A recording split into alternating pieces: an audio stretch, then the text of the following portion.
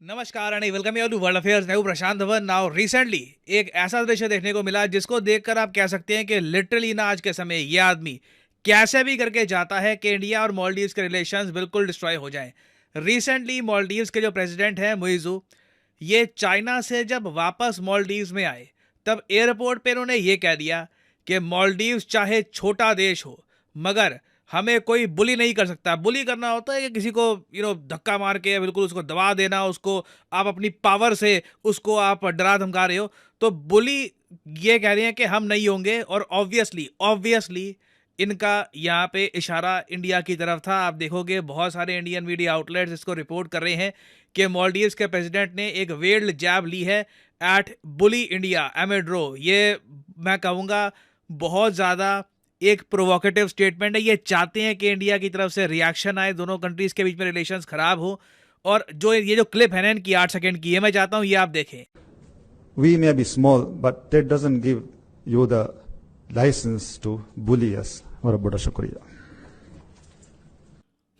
Bro did not even hesitate. But यहाँ पे देखिए सबसे ज़्यादा चिंता की बात यह है, एक बार को आप आर्ग्यूमेंट दे सकते हैं कि क्या हो गया अगर इसने ये कह दिया कि कोई हमें बुली नहीं कर सकता, हम छोटे हैं तो। और ऑब्वियसली इंडिया की तरफ ये इशारा करके ये स्टेटमेंट दी गई है, उसके अलावा तो कुछ नहीं किया ना।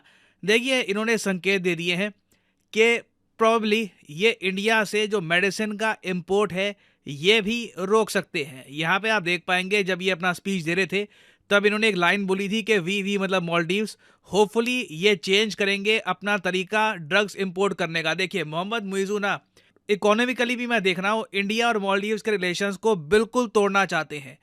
मालदीव्स बहुत ज़्यादा डिपेंडेंट है इंडियन फार्मास्यूटिकल प्रोडक्ट्स पर। इसके बारे में आपको पता होगा कि इंडिया के जो फार्मा प्रोडक्ट्स हैं ये ना सिर्फ मालदीव्स में, यूरोप में, यूएस में हर जगह एक्सपोर्ट किए जाते हैं।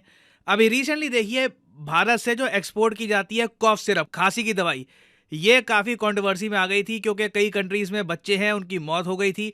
तो आरोप लगाया गया कई तरफ से, इवन WHO ने भी ये कह दिया था कि जो ये कॉफ सिरप मेडिसिन है उसकी वजह से हो सकता है कि ये सब हुआ हो। तो अब मुइज़ू ऑल टुगेदर उस एक इशू को यूज़ करके चाहते हैं कि इंडिया से जो भी फार्मास्यूटिकल एक्सपोर्ट जा रहे हैं मालदीव्स में ना, या तो इसको ये ऑल टुगेदर डिले कर दे या फिर इसको चेंज कर दे। बेसिकली जो ड्रग्स आ रहे हैं मालदीव्स में, मेडिसिन की मैं यहाँ पे बात कर रहा हूँ, ये प्रेडोमिनेटली चाइना से या फिर किसी और कंट्री से आए। तो ये देखिए बिल्कुल मैं कहूँगा एक मेजर इकोनॉमिक चेंज होगा बिटवीन इंडिया एंड मालदीव्स। क्योंकि आप अगर पिछले कई दशकों में देखो ना तो इंडिया और मालदीव्स जिसका जो टोटल ट्रेड है आज के समय, बाय द वे हमारा जो टोटल ट्रेड है मालदीव्स के साथ ये $500 मिलियन से ऊपर जा चुका है। इस ट्रेड में फार्मास्यूटिकल एक्सपोर्ट्स का क्रिटिकल रोल है। इंडिया की तरफ से बहुत सारे डॉक्टर्स, उसके अलावा कई टीम्स हैं मेडिकल एक्सपर्ट्स की, वो कैंप लगाते हैं मालदीव्स में, मतलब बहुत कुछ करते हैं मालदीव्स के लोगों के लिए। मालदीव्स के कई लोग हैं जिनको और कहीं इलाज मिलता नहीं है, अपने देश में इलाज मिलता नहीं है, वो इंडिया में आते हैं इलाज करवाने के लिए। मेडिकल टूरिज्म इंडिया का बहुत ज़्यादा फेमस है इन मालदीव्स। तो अब हेल्थ के सेक्टर में अगर दोनों कंट्रीज डीकपल करते हैं, क्योंकि देखिए मुइज़ू की जो रणनीति है ये साफ साफ लग रही है कि ये मालदीव्स को चाहते हैं कि चाइना के कैंप में परमानेंटली फिट कर दें और इंडिया के साथ डिप्लोमेसी ये जरा करना नहीं चाहते। इंडिया के बारे में आप देखोगे ये क्लियर स्टेटमेंट्स देते हैं कि अपने सोल्जर्स हटा लो, दवाइयाँ हम किसी और से परचेज कर लेंगे, तुम हमको बुली नहीं कर सकते, हम छोटे हुए तो क्या हुआ। तो इनकी जो स्टेटमेंट है ना, ऐसी स्टेटमेंट से आप डिप्लोमेसी नहीं कर सकते। आपका आप कह लीजिए डिप्लोमेसी, बातचीत या फिर कुछ बीच का रास्ता ढूंढने का जो रूम है ये बहुत हद तक कम हो जाता है। और इंडिया के लिए प्रॉब्लम यह है कि अभी के लिए जो रूलिंग कोalition है, अभी जो ये मोहम्मद मुइज़ू है, ऐसा तो है नहीं कि इनकी पार्टी अकेले पूर्ण बहुमत के साथ मालदीव्स में सरकार बनाकर बैठी है। मालदीव्स में इस वक्त गठबंधन की सरकार है। तो रिसेंटली यूरोपियन यूनियन की तरफ से एक रिपोर्ट सामने आई है, उन्होंने ये बताया कि मोहम्मद मुइज़ू ने ना रिसेंट चुनाव में एक इन्होंने टैक्टिक ढूंढ लिया कि इंडिया के अगेंस्ट बोलो, जो भी मालदीव्स में प्रॉब्लम हो रही है बोल दो इंडिया जिम्मेदार है। ऑलमोस्ट आप कह लो ये पॉलिटिक्स में एक बहुत बेसिक एक आप कह लीजिए टैक्टिक होता है कि किसी फॉरेन कंट्री को कह दो कि सारी जो प्रॉब्लम्स हैं ये इस कंट्री की वजह से हो रही है। पाकिस्तान में आप देखोगे बहुत आम चीज़ होती है, वो काफ़ी बार कहते हैं कि इंडिया की वजह से हमारी सारी प्रॉब्लम्स हैं, इंडिया साजिश कर रहा है वगैरह। तो सेम टाइप का टैक्टिक इन्होंने यूज़ किया मालदीव्स में और काफ़ी हद तक टैक्टिक काम कर गया। इनको ठीक ठाक वोट मिल गए और आज के समय गठबंधन बनाकर ये मालदीव्स के प्रेसिडेंट बन चुके हैं। तो ये जो इनका विनिंग फॉर्मूला है ना, इस विनिंग फॉर्मूला को ये त्यागेंगे इसके चांसेस कम ही है, क्योंकि इसी फॉर्मूले पर ये इलेक्शन भी जीते हैं रिसेंटली। ऐसा तो है नहीं कि इलेक्शन कैंपेन के दौरान ये कहते थे कि इंडिया बहुत अच्छा है, हम बिल्कुल इंडिया के साथ बातचीत करेंगे, फिर जैसे ही चुन के आ गए, अगर आप ये थ्योरी यूज़ करना चाहते हैं कि जैसे ही ये चुन के आ गए फिर चाइना ने इनको खरीद लिया, फिर ये एंटी इंडिया हो गए। इन्होंने चुनाव ही एक एंटी इंडिया मुद्दे पर लड़ा है और इनके वोटर्स ने इनको वोट किया है। तो इंडिया के सामने देखिए जो प्रॉब्लम है बहुत कॉम्प्लेक्स है।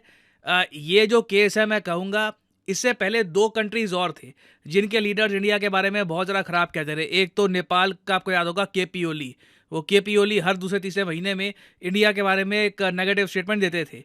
उसके अलावा आपको याद होगा महातिर मोहम्मद मलेशिया के प्राइम मिनिस्टर थे। तो ये दोनों जो केसेस थे ना, मेरे हिसाब से इतने ज़्यादा कॉम्प्लेक्स नहीं थे जितना कॉम्प्लेक्स ये वाला केस है मालदीव्स का, क्योंकि ये जो दोनों लीडर्स थे ना, ये इंडिया के नाम पर वोट नहीं मांगते थे कि मैं इंडिया के अगेंस्ट बोलूंगा, मैं इंडिया को पीछे हटाऊंगा तो मुझे आप वोट दो।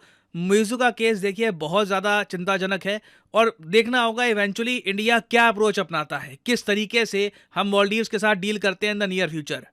तो अभी देखिए इस टॉपिक से रिलेटेड डेवलपमेंट्स आएंगी। बाय द वे, इंडियंस ने मालदीव्स का टूरिज्म कितना बॉयकॉट किया है इसका अभी कोई क्लियर डेटा आया नहीं है, क्योंकि आपको पता होगा कई लोगों ने जो मालदीव्स की जो अपनी हॉलिडे बुक कर ली थी वो अगर अब जाके सडनली कैंसिल कराते हैं तो उनको पेनल्टी पे करनी पड़ेगी 50-60 हज़ार की। तो कई लोग इसलिए कैंसिल करवा नहीं रहे।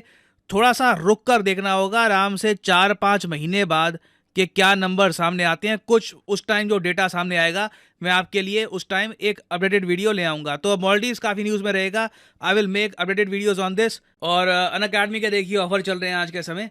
ये जो ऑफर्स हैं इनको आप यूज़ कर सकते हैं टू गेट डिस्काउंट। तो कमेंट सेक्शन में लिंक आपको मिल जाएंगे, आप यहाँ पर कोर्स ओपन करके you can use the code PD10 और आपको डिस्काउंट मिल जाएगा। और जो सेल्स टाइम टू टाइम आती रहती है इनका भी आप लाभ उठा पाएंगे।